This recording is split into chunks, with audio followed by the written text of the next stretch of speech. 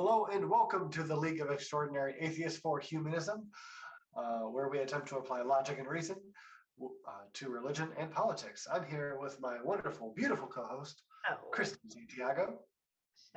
Happy Friday, everyone. I missed you guys. I feel like it's been forever, and it really hasn't. So I've missed Hasn't you. been too long. Missed you, Mac, and not yet. Missed your cute little self. Yes, nice we are. Talking to you today. we are also here with a man behind the curtain, Dr. Witness. Thank you very much. And Christy, nice and cool new t-shirt. Thank you. It does say new edition on it because, I was at a concert for grown folks last night. That's why I sound like I swallowed a horse or a frog. How's that? I don't know. It sounds like something's in here or I lost something. And I think Did you swallow a happy horse? Yes, actually. It was creationism's version of evolution and I swallowed it. You're welcome. It was a lot of fun. It brought up a lot of old memories from being 12 and 13 and 14 and the skating rink and Candy Girl, you are my world. You're so sweet. And then, If It Isn't Love, of course, is my favorite. If it isn't love, why does it hurt so bad? Make me feel so sad. And I have a video of them singing that. They did some Bobby Brown songs, but Johnny Gill stepped in for Bobby Brown and he just nailed the whole concert. It was amazing. He's on this shirt. He's got gray in his beard, and it's just like these old men in their 60s and 70s killing it with outfit changes, and it was a long, almost 4-hour concert. It was pretty incredible. So that was I don't normally do anything, so it was like I'm good for the year. It was incredible to be surprised with such amazing seats and the whole, blew my mind. I had to get a babysitter for my stinky son. Mr. Bean. Yeah, that's a long time to leave him alone. But once I had a babysitter, I was like, oh my God, it's going to be so much fun. And I was right. I was right. And I heard you spent your time learning about the Lord. Oh yeah, I did. I went to a play, it was actually a pretty big production, and it was really local. And it was on the crucifixion of Christ, and they were putting it on for Easter and stuff. And all in all, it was a good show. They put on a really good production. It was interesting. They added they used some of the Old Testament stuff, which I respect because a lot of people ignore it. And it was kind of intense, especially for a normal Easter-like play. It was like they didn't hold as much back as you might think. They were playing on the emotions. They were, but also they showed all the firstborns dying and stuff in the Old Testament. Wow, they went for it. They really did. That's really interesting. Yeah. How did you even hear about this? What came about? A friend from work was a part of it. So interesting. So you're supporting a friend at work as well. So that's fun. That's fun. Yeah. Like I said, all in all, it was a good production. That's awesome to hear. Yeah. We are kind of on a little bit of a time restraint, so I'll try to point us down the short and narrow. We are, but we did have a couple of interesting follow-ups coming to this day. So we're gonna start with President Zelensky's speech to the United Nations Security Council, which I've watched. This address is what it's called, his address to the United Nations Security Council. I've watched it so many times. We have included it in our description. It's just, I hate war. I hate the whole, everything. What is a good? Refreshing to hear someone talk like that to them. Uh, I didn't get to listen to it yet, so you're gonna have to kind of walk us through what he said, what it meant, and what you liked. There's a lot that I liked. The attached one, I really implore you guys, please watch it. It's 15 minutes and 20 seconds of your time. It is already translated, and you do not have to read anything, so you can listen if you don't have time to watch. And it is very important to listen to who he's talking to. Now, this is clipped out of the entire video, which is like hours long. I can tell you that when he was done, he got a near 100% standing ovation in this council room of all the countries. So it goes on, and there is more to see that gives you more context of how people were feeling in that room. It's important. Hold on, look at a message from our Lord. Okay, we'll put that link up right now. You know, whatever. We'll get to it. So President Zelenskyy, he is of Ukraine, just in case this is years from now and you stumble upon this video. Hi, how are you? This is his address to the United Nations Security Council on April 5th, 2022 is when this particular source that is going to be added right now is talking about. So Vladimir Zelenskyy spoke to the United Nations Security Council to speak of the war crimes committed in Ukraine by the Russian Federation's troops. He starts this off by saying there is not a single crime that they would not commit.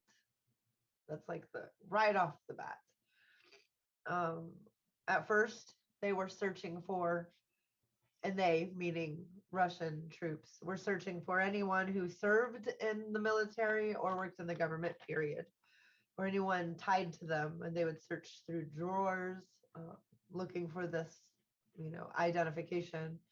If they found someone, they would be tied up with their hands behind their back or otherwise tortured and or killed.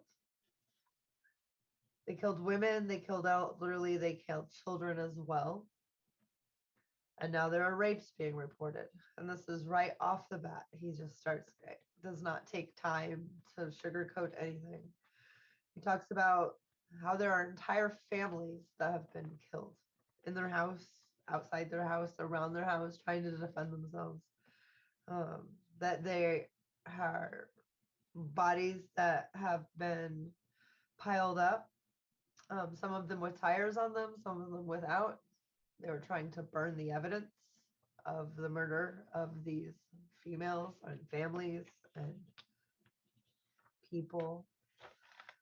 He talks about how civilians are being shot in their homes, on the streets, thrown into their own wells for water and left there to die. They're still finding people. Civilians were crushed by tanks while sitting in their cars trying to evacuate. We know today a train station was hit. Has nothing to do with this speech, but it is important. Today, a train station that's sole purpose at this point is evacuating people. And it was packed, of course, and it got hit. So as of the last time I checked, at least 50 have died, and many others are hurt. So that's the definition of a war crime. He goes on to say some people have their limbs cut off, their throats slashed, they are raped and killed in front of their children. That they have the people that survived this who are telling them, I watched my parents, and this is what happened. That there have been tongues pulled out because Russian troops that were in that particular house didn't like the answer they were given by the people that lived there. And then he says, so this is no different than any other terrorist occupation, only this time it's done by a member of this Security Council. Putin has been destroying boundaries and territories for years now. This isn't new. Putin leaves each city in Ukraine in ruins and filled with mass graves. Everybody has seen this, he says. He goes on, Russia supports hate at the level of the state and seeks to export it to other countries through their system of propaganda and political corruption. And when that doesn't work, of course, force. Russia provoked a global food crisis by doing this, you guys, he tells the council. This crisis will lead to famine in Africa and Asia and many other countries and regions. They produce the wheat for entire nations. It's really bad. He goes on to say this will lead to massive political chaos. Think about that. He's telling the Security Council to their faces, you guys, just this alone, Putin cutting off this food will cause famine, which will cause political chaos, which then will destroy their domestic security, he tells the Security Council. So where is the security in that? Where is the security the Security Council guarantees? He also goes on, the UN has to be able to bring any aggressor to justice and as peacefully as can be done. And I agree. That simple sentence of the United Nations Security Council, this group of countries, the whole sole purpose of them being is what he is going through, is to prevent this. And he says the world has seen what they, the Russian troops, have done in Bucha, but are yet to see what is happening still in some areas and so many more cities that the Russians have left and been pushed back that the public hasn't even seen yet. Bucha is just one. And another sentence that I really, really like, he did say a couple times, but accountability must be inevitable. Like they can't just think that they can just keep doing this, whoever they might be, whatever tyranny may be found. President Zelenskyy reminds the United Nations Security Council of their own Article 1, Chapter 1 of their own United Nations Council or Charter. He says, what's the purpose of this organization? What's the purpose of our organization? Quote, to maintain peace and to make sure that peace is adhered to. What's the points of all the other articles, he explains, if number one isn't being adhered to by the very council? 41 days of war crimes in cities all over Ukraine, small communities all but wiped out. This isn't peace. And, Russia, he goes on to explain how they're saying they're la la la la la, they're not doing anything. So if they're denying all responsibility, that it's all been made up, it's all just propaganda by the West to make Russia look bad, and transparent accountability, he goes on. The United members should all want peace, and I like that he tells them that, because that's the point, especially of the Security Council. It's not a war council. He lets them know by kind of saying the biggest bully, if the biggest bully gets punished, then everybody feels that. Everybody acts different when there's accountability and there are actions to the biggest bully. And he's correct. There's so much looting going on, you guys, in Ukraine. And he does explain there are washing machines being taken out of people's houses. Their dryers, their earrings on their ears. Some of them are being ripped out of people's ears while they're wearing them, of course. But they're looting food, alcohol, clothes, shoes, intercepted phone calls from Russian troops asking their girlfriends, what size shoe, and she's replying Nike size 38. Oh, I think I have some here. They're just They're finding tanks with just full of electronics, and another one just full of looted electronic household items, not computer items. Like they're going in to just steal. Yes, go for it, Mac. So, um, from all of this, how widespread do we think this is? Because I'm asking, because we've also been hearing a lot that Russia's troops are very disincentivized to Oh do yeah. anything over there, right? So, like, do we have a good idea of how much this is happening, or specific areas where this is happening the most? Yes, all of the places that they've been pushed back out of, that they've been able to hold on to and occupy for these 41 days, they're just now going. Buka was the first one they got to. That's why we know so much of it. There's going to be so many more, so many more. And you've also got to understand, when you know the history of Ukraine, just even a contemporary history, within the last decade, all of these proxy wars that Russia's been able to do as Israel's done, and grab more area, more territory, and more properties, and one by one, and they've got this whole region where it is pro Putin, and uh, it's under his control. It's been under his control inside Ukraine. So if he can do this type of strategy, like we did to the indigenous population here, same thing, just on a bigger, massive war crime scale. Not that Yeah. it wasn't a war crime to the indigenous, but hello, RB. RB, you'd be very proud of me. I saw a really good concert last night, and you would approve.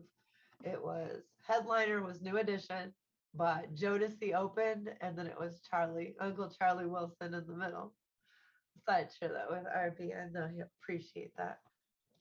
Okay, so with the and destroying everything on their way out. So that's another thing that is also a war crime. I mean, they're specifically targeting what could have the most pain and hurt. And we know for a fact now that all of those papers have been declassified, that after World War II, we found out that Japan had surrendered, and then we dropped those two bombs. And we know for a fact that those locations were targeted because they would cause the most pain. That's a war crime.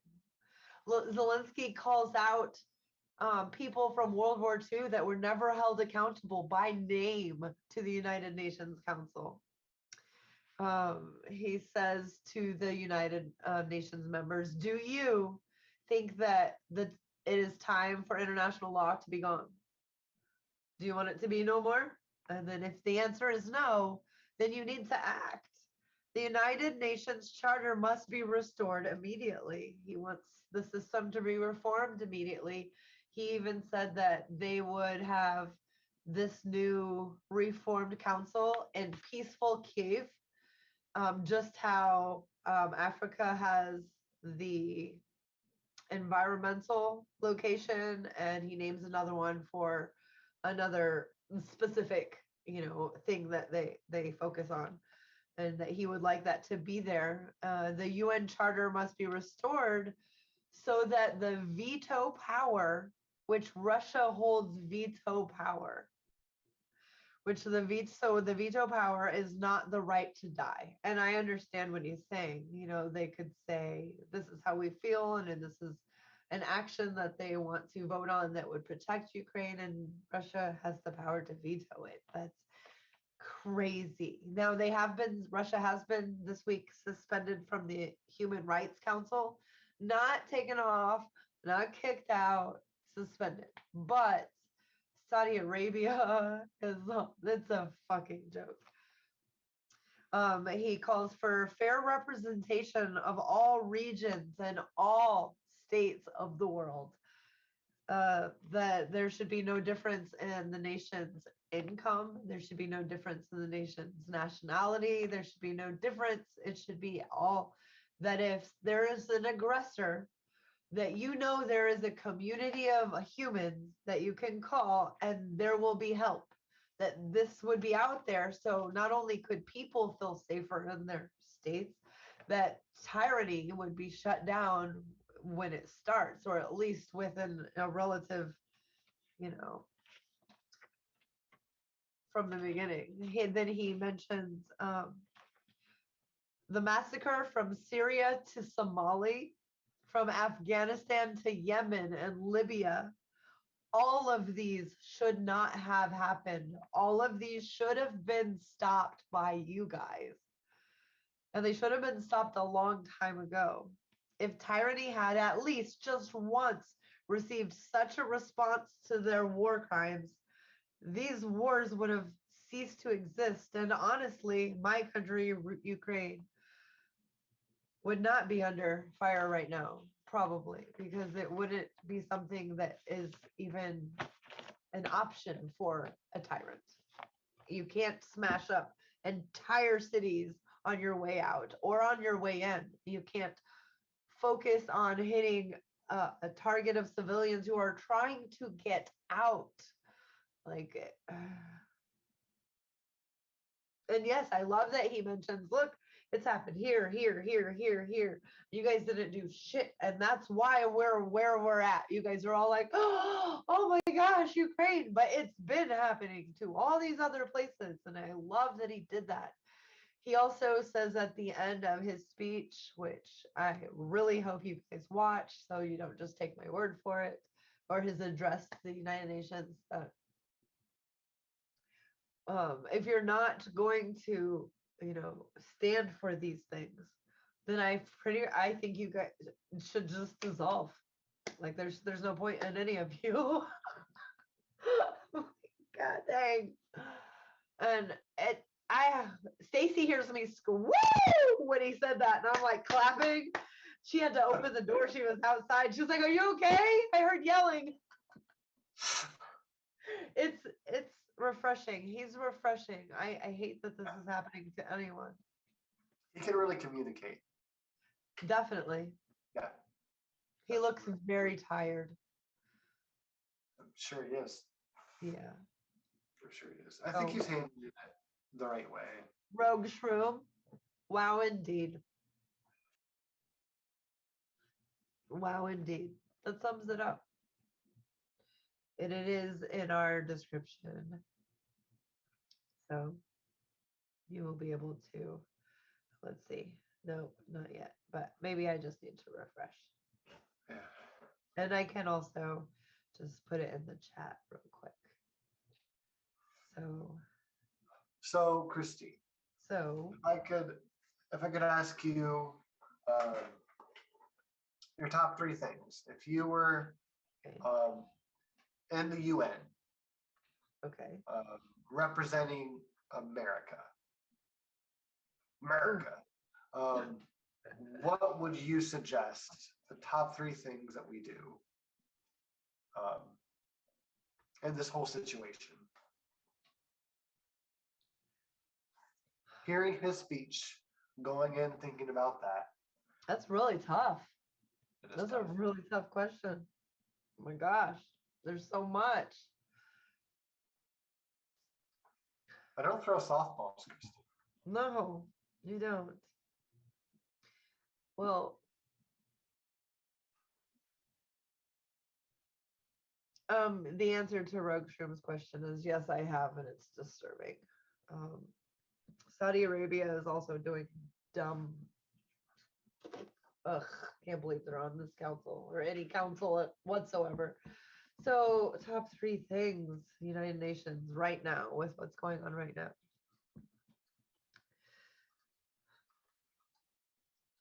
Oh, so big. I don't understand why. That's so hard. Okay.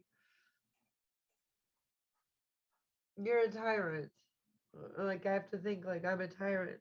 So I would want to be cruel. I don't know how I could fix that. So I have to put that aside. Like taking him out is not like I don't even know. That's way it entails too much, and it's not doesn't fix really. I mean, it does, but it's awful that I even have to think that.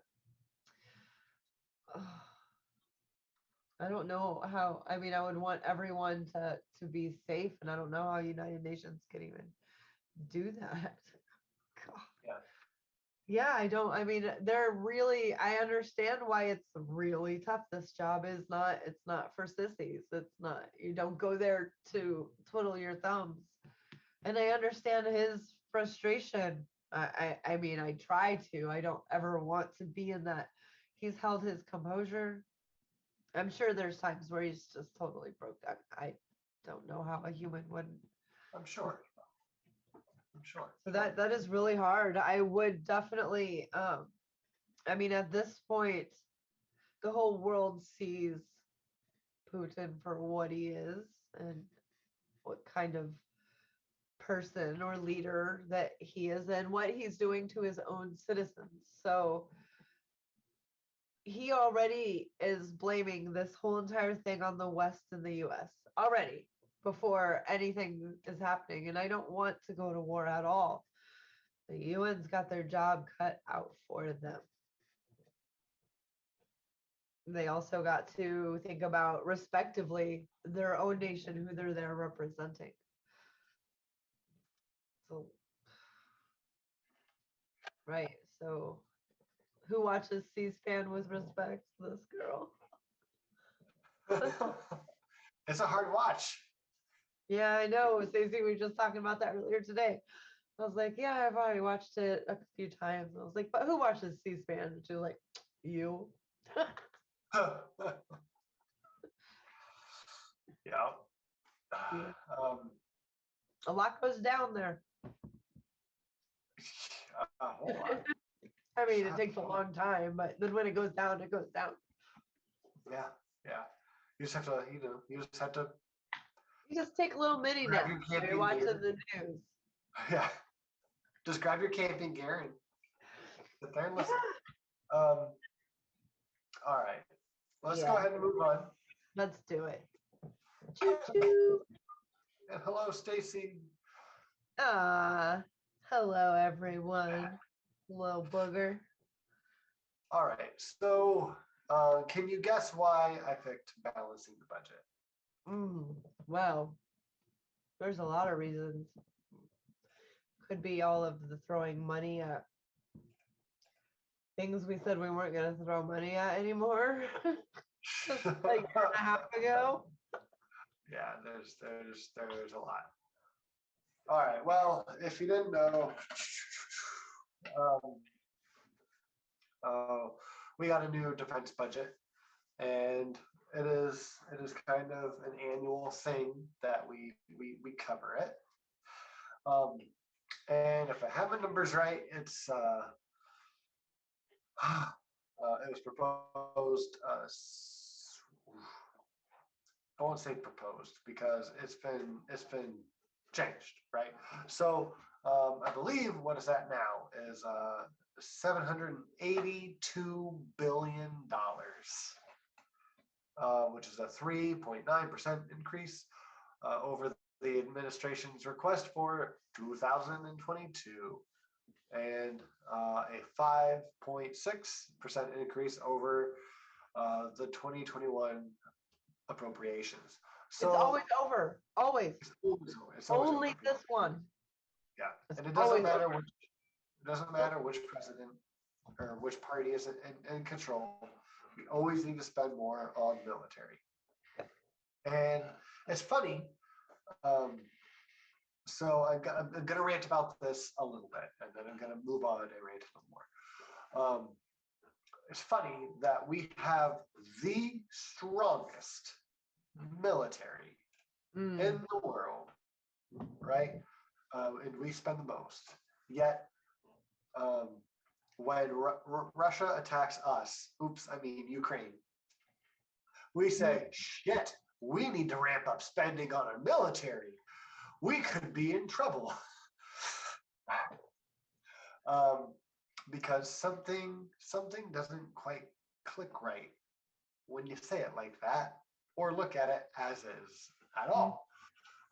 It's incredibly frustrating for multiple reasons. But one is it really just it's a non sequitur. We spend the most by far. Let me look up quickly. Um,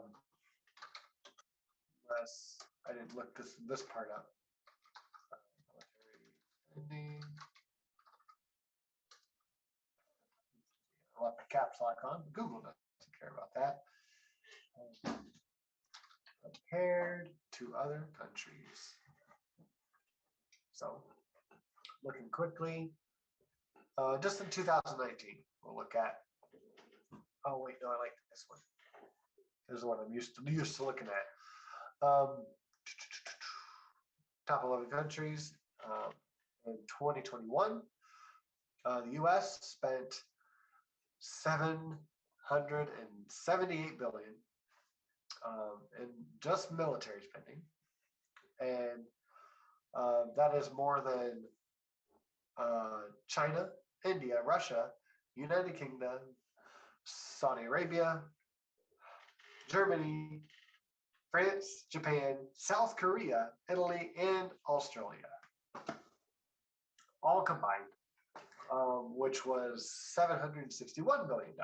I'll repeat, 761 with those 11 countries, and 778 for this Isn't one. it? It's just for 1 year, right? It is. And Oh yeah. it looks like China spends almost 300 billion, like 250, 300 billion. Looking at the graph here. And then Russia's in like third place for somewhere around like 50 billion. So, I mean, as far as spending power goes, we don't need to worry. And as far as technology goes, we actually might need to worry. If you watch our show last time with the hypersonic missiles, we could potentially worry. But as far as like troops, we are supposed to have the best, right? And we don't have the Olympics for military might. So I guess we may never know. Boy, could you imagine? Now that I've said it, someone important is going to watch it and be like, an amazing cartoon animated series right there. I would watch that. If we made that a real thing, we would double our military spending. It'd be over. Oh gosh. It's just like this is a complete like leap to like Hunger Games. Like, all right. So anyway, so what this military spending is supposed to be on, much of it is supposed to go to improving and upgrading military equipment and programs, and upgrading nuclear stuff, technology, because something that is pointed out from time to time is that a lot of our nuclear technology to like launch it is still on floppy disks. I know. Doesn't that blow your mind? It's pretty crazy, and it sounds absolutely insane, which it is, but it is worth pointing out that even though it's very outdated, and who knows, maybe they've updated it like a bit, right? I'm sure they did not update it at all, because then it wouldn't work, right? But the reason we keep it on floppy disks is because it's unhackable. Very true. And that's good. That's a good thing. So that doesn't mean that there's not another way. No, but it's just I've seen inside of some of it's hard these. to swallow. It looks like I'm in a black and white, like I don't even know, army recruitment video. Or a movie set for a black and white movie, like in big panels and metal panels and buttons and levers, and it's just like, oh man. Yeah. It was high tech. It was super high tech. I'm not saying that it doesn't need upgraded, like our military as a whole. I don't pay too much of attention to it, but I do see that compared to every other country, though. I mean, if you go by capita, You got a point. like India, India has more people that they could use. A lot more people. Yeah. And then so there's China, Russia, India. I don't know what the populations of those people are all together, plus the land mass, but it's more than us. Yeah. Much more. China's military is more than us all together. Think about that. Yeah. So it doesn't make sense to defend lives or land. It doesn't make sense why we would spend that much. But it is worth noting that a lot of our military spending goes to private companies, private contractors, which, I mean, when it's private, they can spend more. And then they have the benefits of special operations done by contractors. Then the military can not. They don't have to count the losses, the deaths as well, which makes our numbers lower than they actually are. Which keeps morale to support the troops high, because we don't lose many troops because they're so good. Yeah. But when you're lying about the numbers, it's not fair, right? That's not fair to those people who still died for the country. And it's not fair to spend this much money on things that we don't have accurate numbers for. It's an unfair game, and it always will be. Where's all the money going? Right. Where's all the money going? So, just to point out a little extra good news. The whole freaking budget here. The Biden.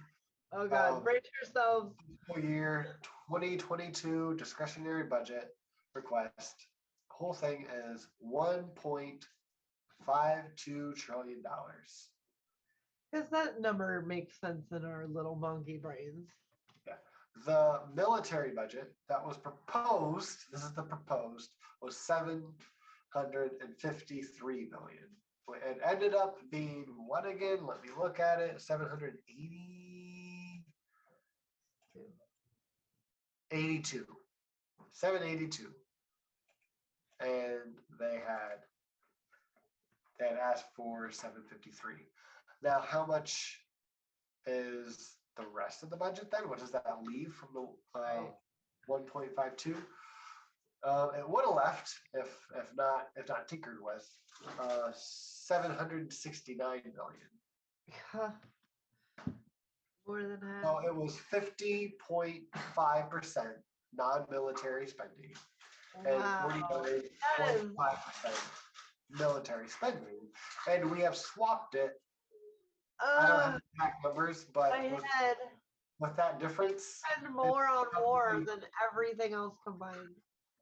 You guys can check my math, but it's now gone 51%.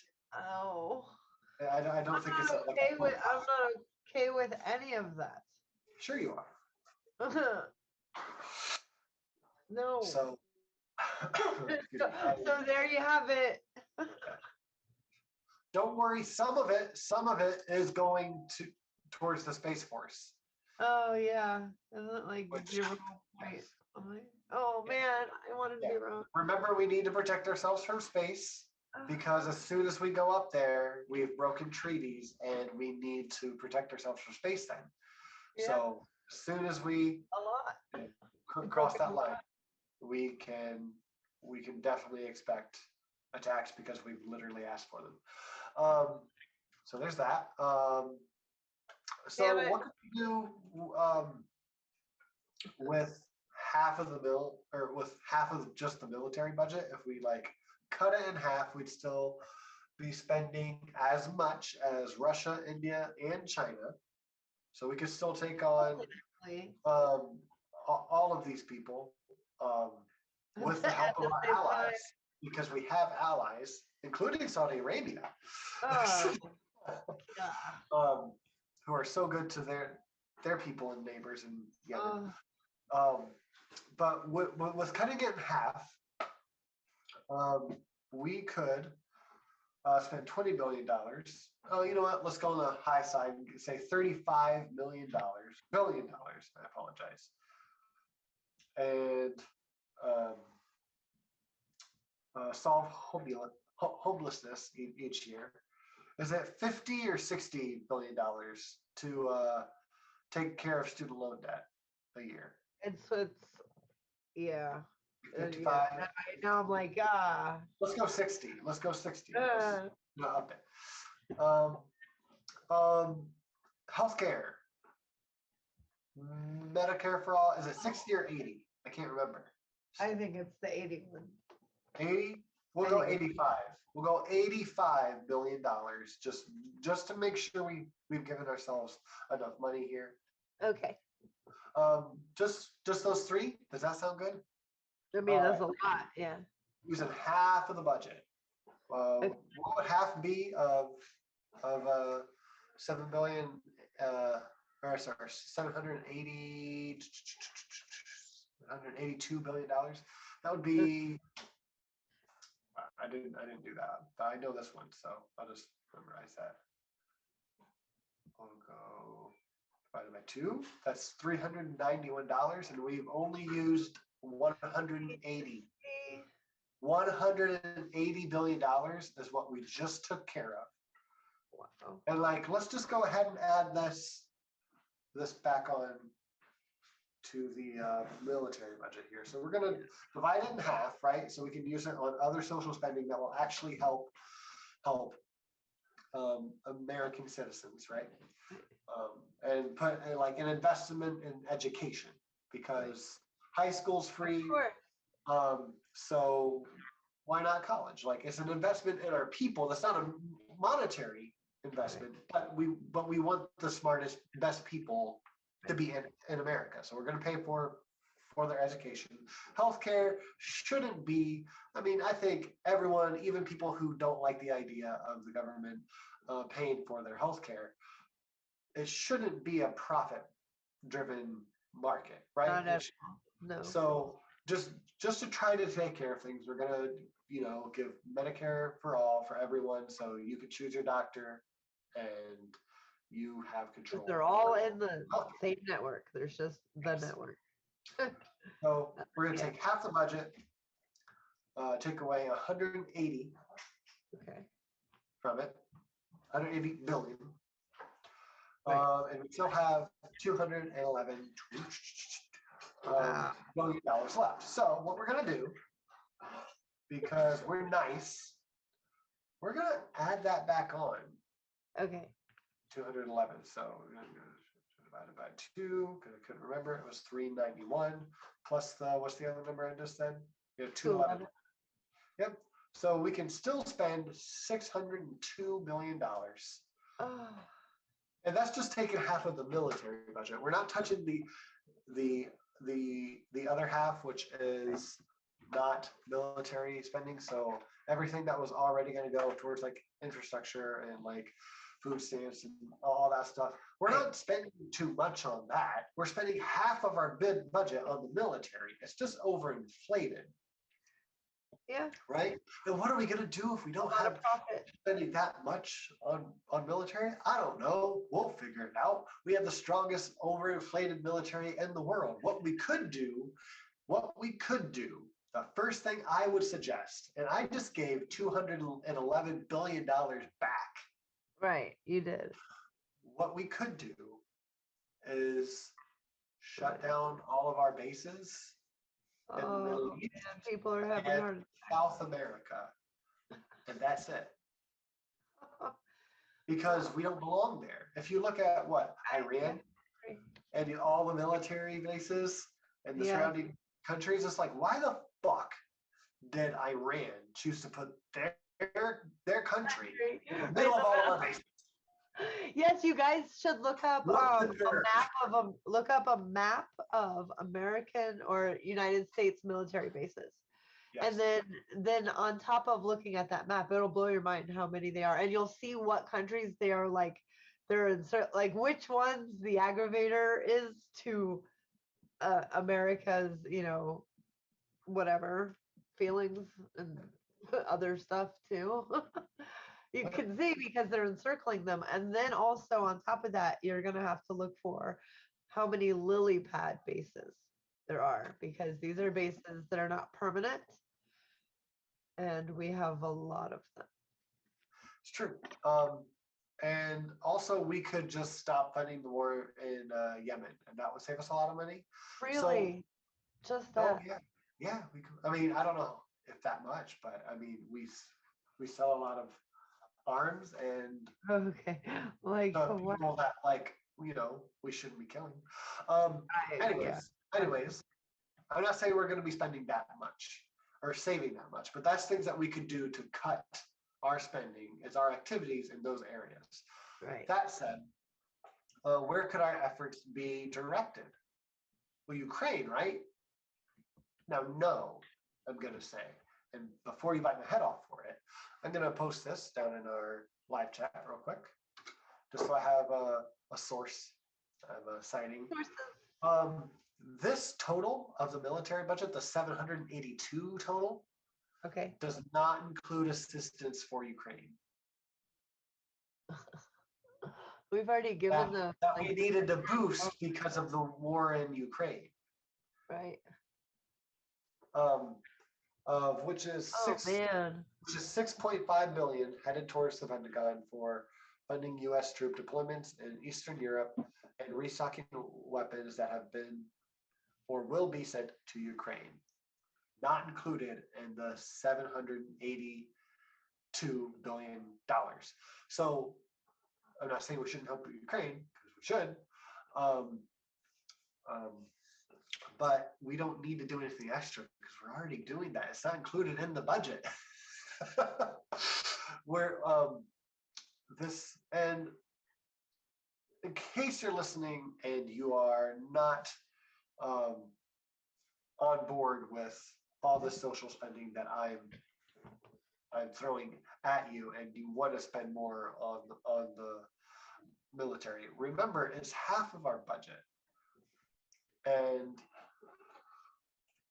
the social spending, we always hear, especially Republican congressmen and women, complain about the deficit.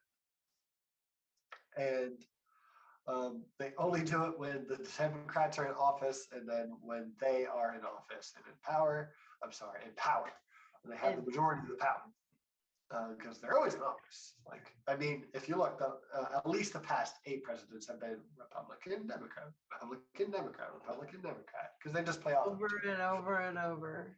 Yeah, and so they just make each other bad guy, and they're like, oh yeah, they were bad. Let's go back to them. Oh yeah, they were bad. Let's go back to them. Yeah, further and further and further from where that party started. Yeah, more radical.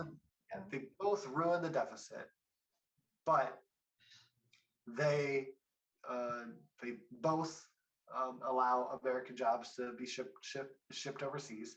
They both overinflate the military, and both parties opposed the new billionaire tax, which would under the plan, American households worth more than $100 million would pay a 20% tax rate, not only on their income, but also on unrealized gains tied to liquid assets such as stocks and bonds. Don't worry, Democratic Senator Joe Manchin has killed that bill. So anyone who's worried about it doesn't have to worry about it. And that could help balance the budget. Now, we're not against socialists here. We're not against people being rich and having comfortable lives. We're more worried about people being uber rich and having no possible way to justify why they make an ungodly amount of money.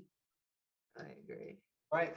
Because usually Republicans say this is a meritocracy, right? You work hard, you make money for it.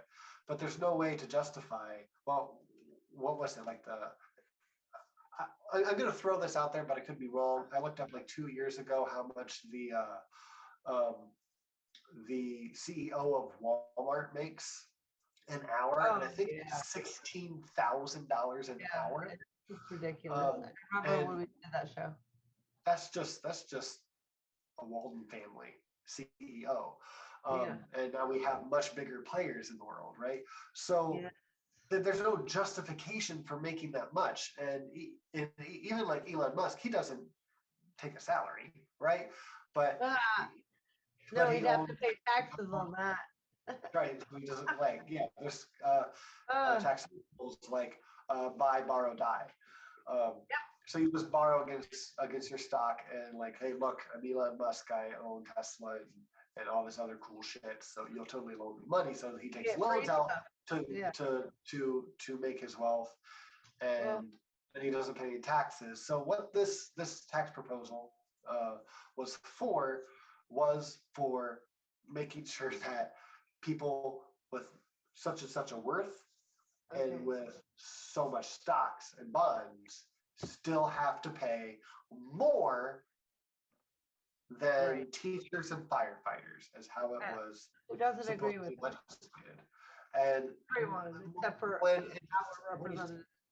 when it's conveyed like that, as dumbly as I did it, no, it was very good. Most people aren't going to have a problem with that. Well, yeah, rich people should pay more than normal firefighters and teachers in taxes. That doesn't seem unreasonable.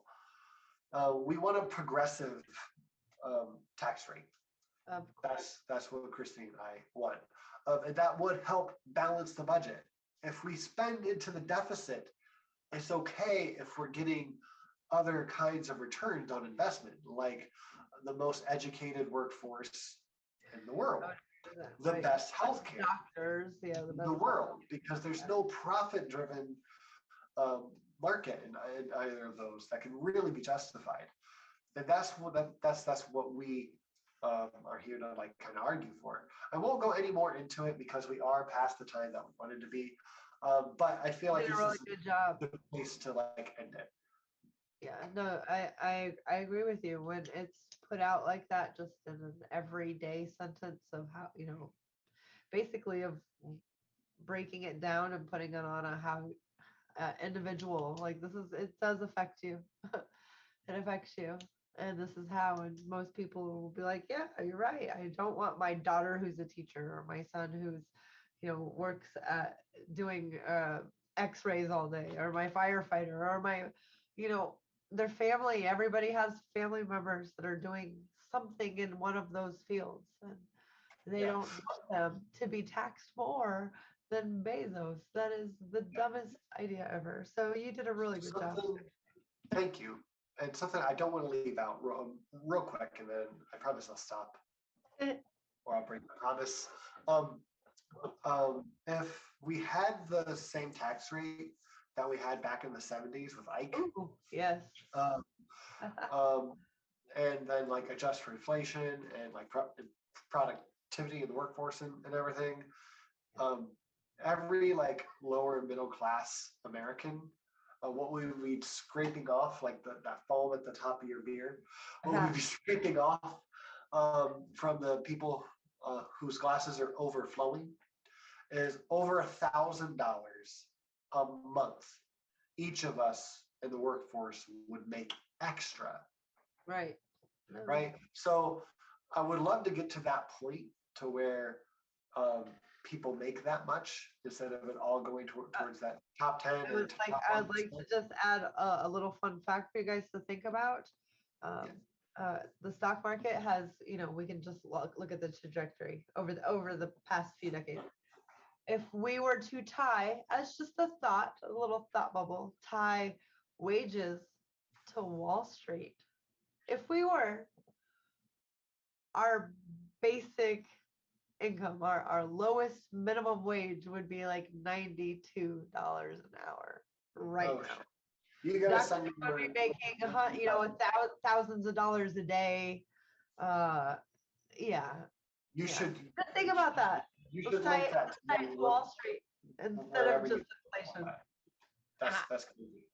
Yeah. Okay. Thank you everyone so much for watching our show tonight. Please share it with your friends. Please hit the subscribe. Watch Please Zelensky's like it. address. Please. Yes. Watch the address, please. Please. And follow us on Twitter. Follow us on Facebook. And don't forget Not to Witness because he's awesome. Oh, I didn't link that thing. No, I did. You guys have a wonderful night. We love you. And Christy, stay humanist, for godless sakes.